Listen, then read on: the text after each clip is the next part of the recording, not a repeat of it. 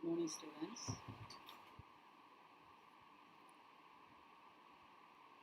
A warm welcome to our English class of today. How are you, students? Doing fine? Spending your days in a useful manner? Yes.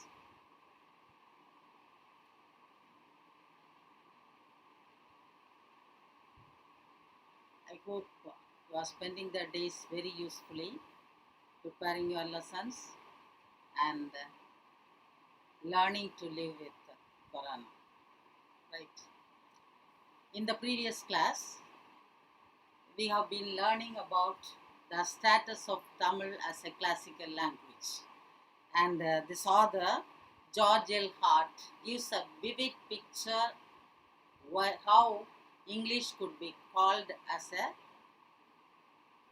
classical language. And he has learned so many languages, and he made a comparative study of our language Tamil with the other languages, and he came to a conclusion that we could consider English as a classical language, right? Now today we can continue that lesson. In page number 143 we are.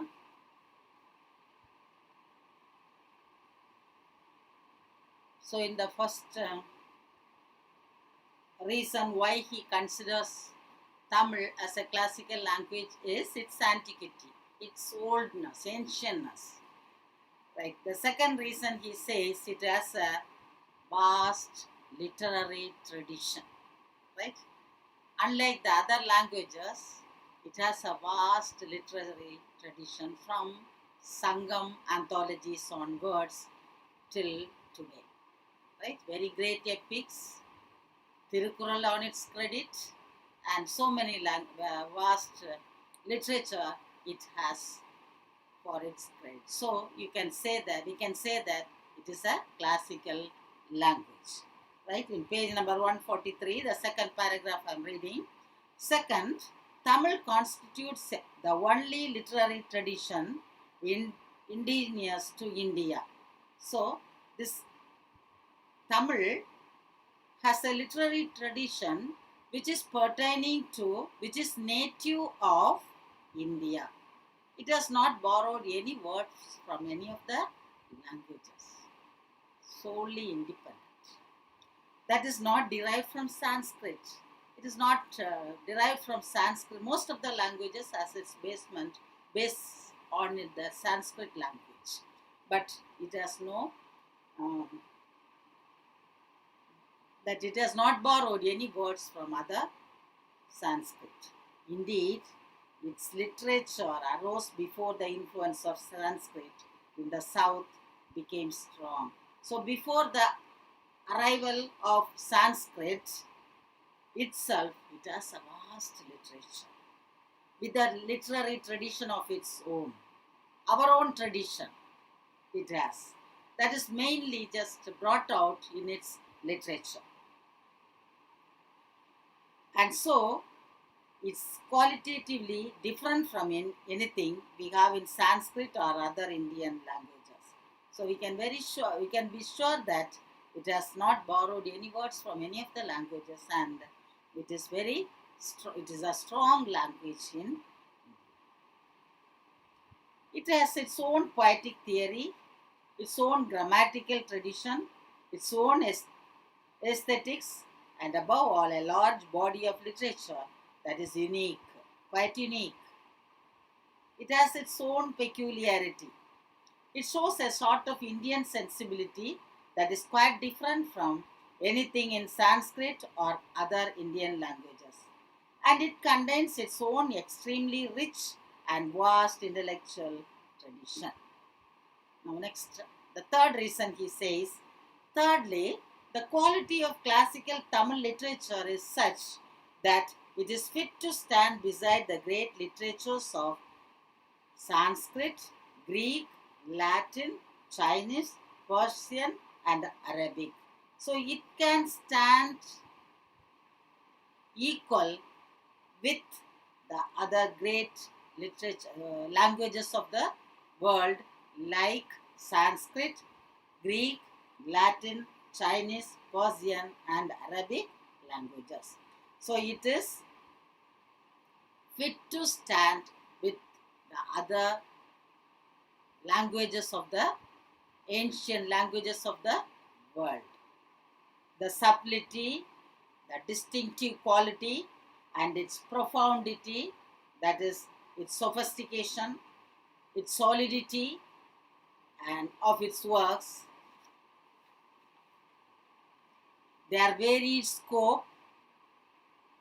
Tamil is the only pre-modern Indian literature to treat the subaltern extensively, and their universality qualify Tamil to stand as one of the greatest classical traditions and literatures of the world.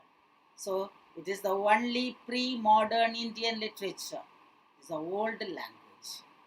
It can stand with all Sanskrit, Greek, Latin and other Persian languages.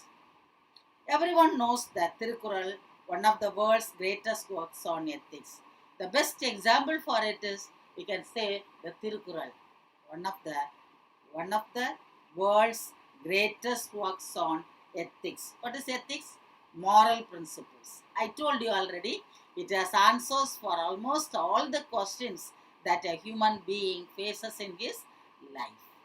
Just like our Bible and maybe the other holy books.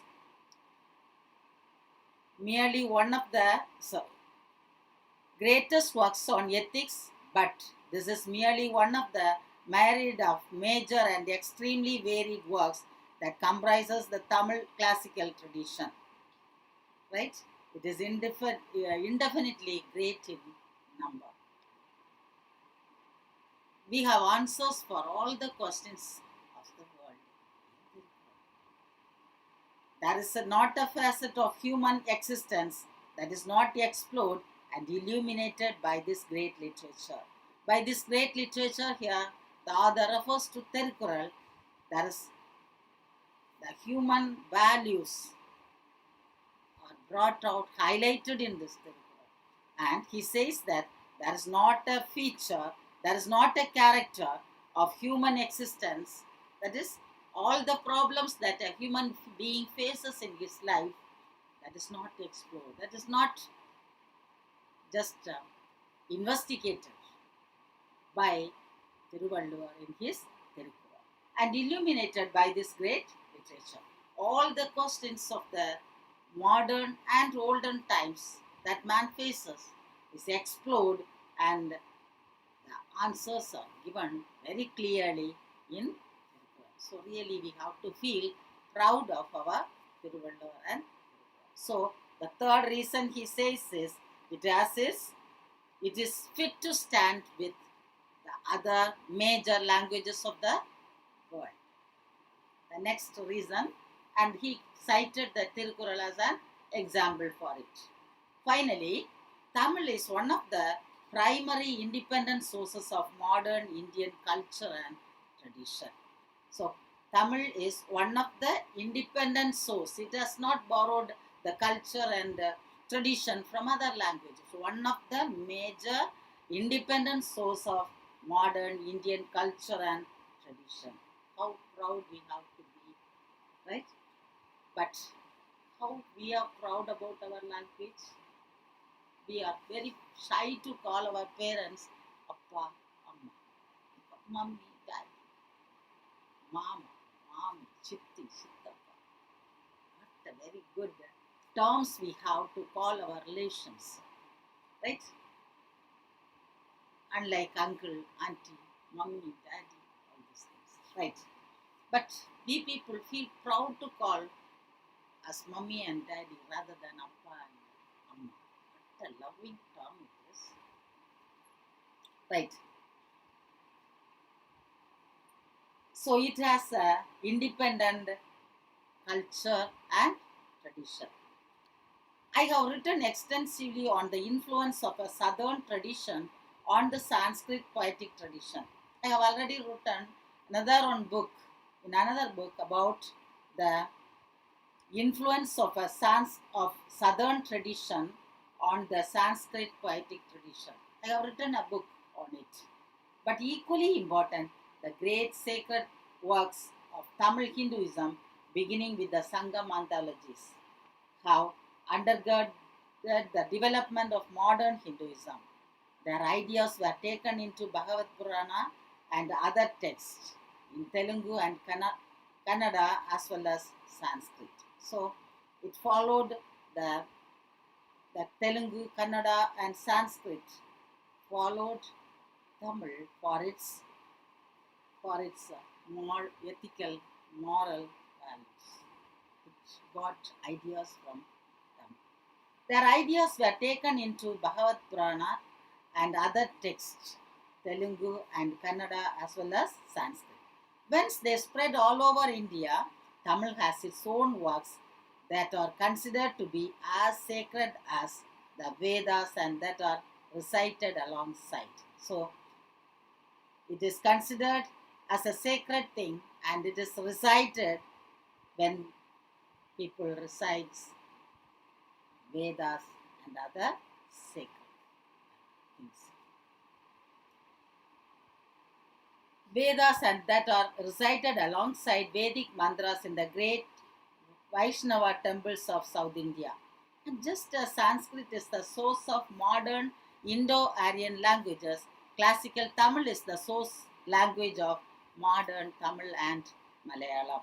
Just like Sanskrit is the source of modern Indian Indo-Aryan languages, Indo-European languages, classical Tamil is the source language of modern Tamil and Malayalam. If you learn Tamil, you could very well understand Malayalam.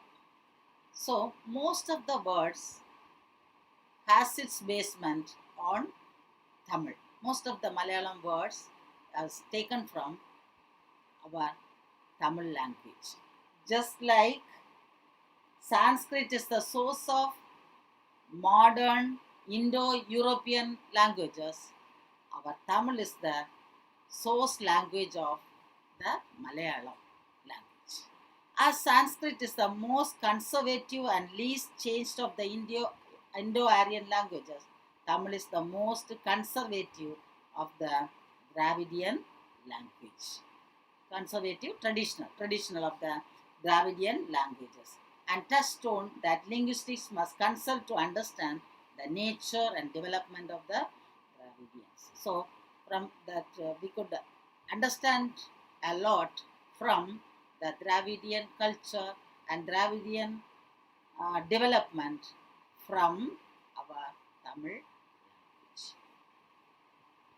And here I told you what is the Tamil chair on that day. That is, do you know there is a Tamil chair? What is Tamil chair? I told you it is set up in universities to just impart Tamil language and its vast literature to the people of the world, especially in universities. And to establish a Tamil chair, 40 crore rupees were spent by our people in Harvard University.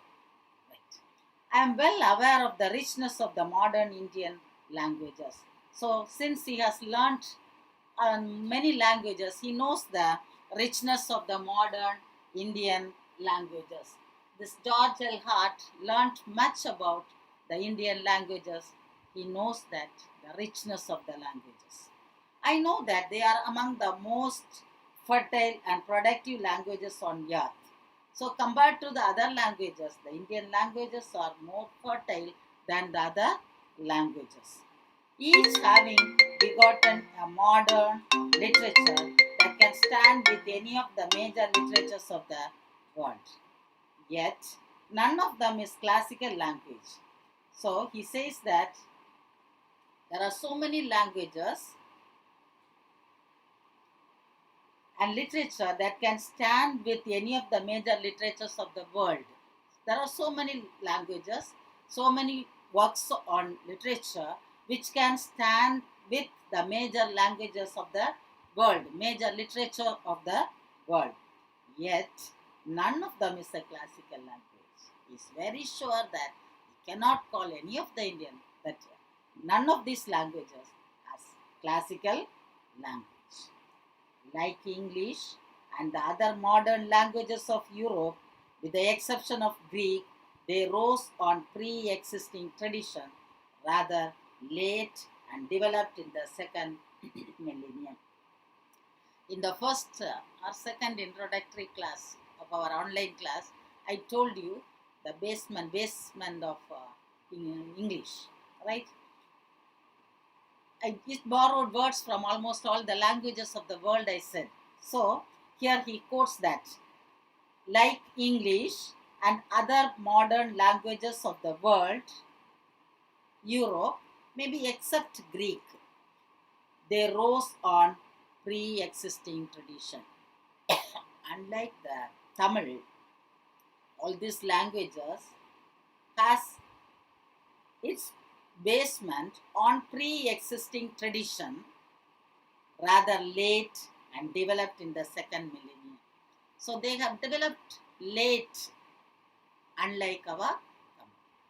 Our Tamil, as the poet says, Kal thondi man thondra kalathu, it has its own tradition. It has its own culture. It has its own values. It has its own literature. Right? He quotes that unlike the other languages, English and other modern languages of Europe, it has its own tradition.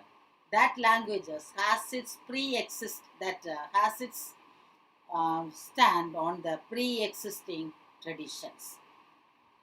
Hope you understand, students. Next paragraph. To qualify as a classical tradition, a language must fit several criteria. So, to consider a language as a classical language, it has to fulfill certain criteria. It should be ancient. The first thing is, as I said, antiquity. It should be an independent tradition. It must have an independent tradition of its own, not have its development, growth on somebody other languages basement. It should be an independent tradition and that arose mostly on its own, not as an offshoot, not as an outgrowth of some other tradition. And it must have a large and extremely rich body of ancient literature. It must have a vast literature of its own. Unlike the other modern languages of India, Tamil meets each of these requirements. Unlike the other modern languages of India, Tamil fulfills all these characteristics. It has its own antiquity, it has a vast tradition, and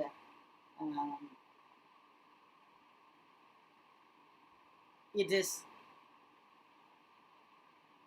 can be considered as it can stand with the other great literatures of the world, languages of the world. It has its own unique characteristics. It is extremely old as Latin and older than Arabic. The author says that our language fulfills all the requirements that is to be needed to consider as a classical language. And he says it is as old as Latin. It is old like Latin, older than Arabic language.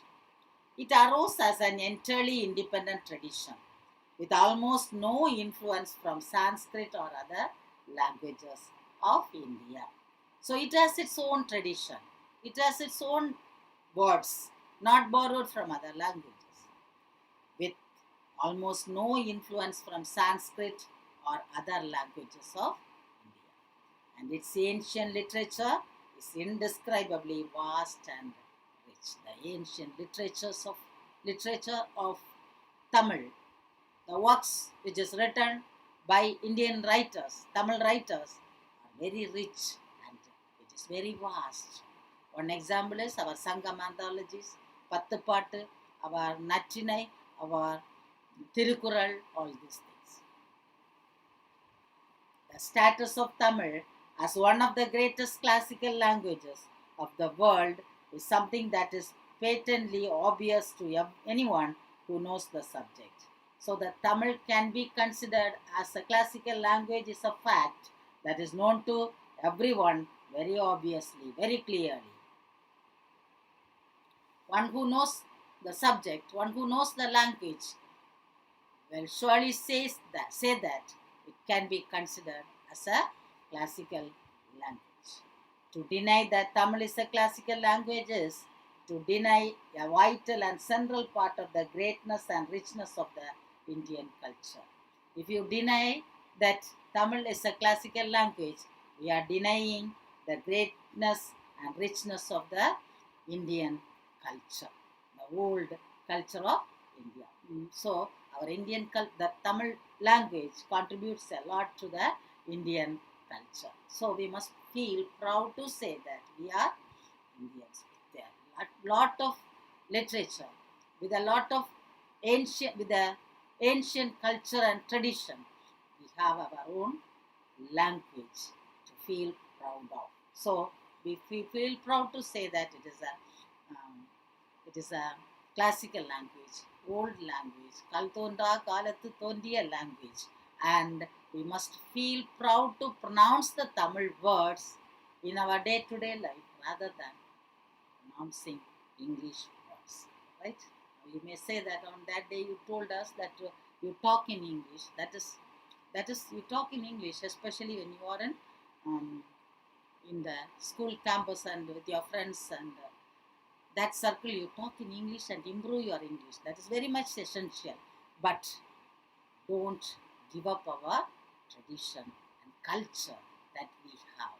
We must stand on our culture and tradition and get the new things which we could acquire from other languages to improve ourselves. That is quite needed, and you can do that rather than giving up the Tamil language and its tradition completely and going to the foreign culture and tradition. It's not at all advisable. Right. Now there is one do you know BC in page number 145. BC stands for before Christ and represents the year before Christ was born. AD stands for Anno Domini, which is Latin for the year of our Lord. The year of our Lord. That is the meaning of Anno Domini. And represents the years after Christ was born. So before Christ was born, we say it as BC. And the next one, AD, that is Anno Domini. The meaning of it is year of the Lord. BCE stands for before Common Era, before Christian era, or before current era, and represents the time before the last 2018 years at the time this was written. CE stands for Common Era, Christian era, current era. BC and BCE represent the same time frame, but with BCE the religious aspect is removed. The same goes for AD and CE. The religious aspect is removed with CE. So learn this abbreviations. Since it is the look back things, they may ask this. Now come to read the glossary and understand the meanings.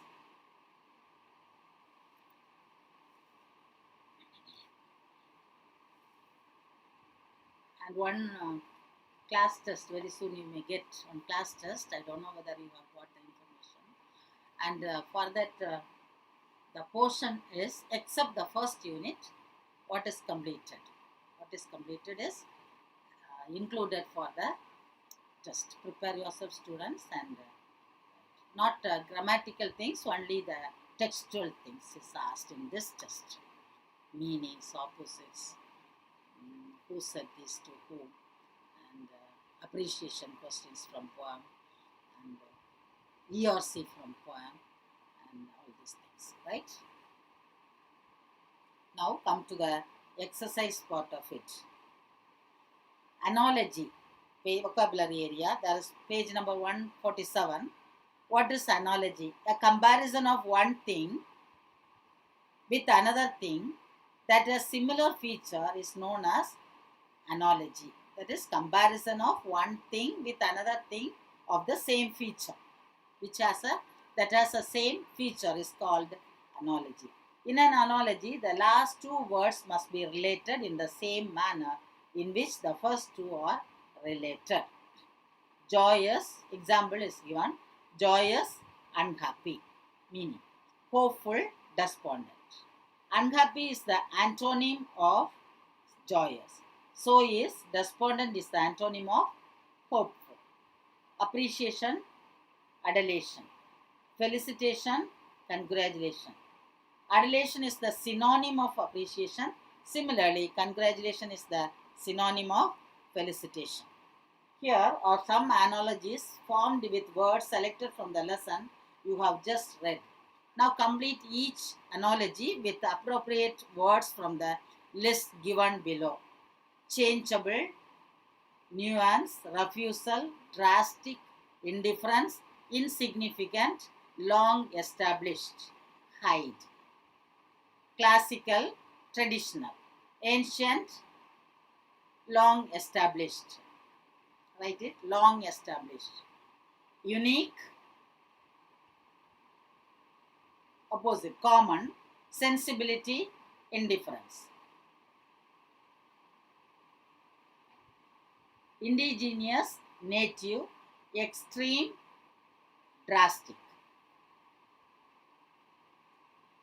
Facet, aspect, subtlety, hide. Sacred, irrelevant, irreverent, conservative, changeable.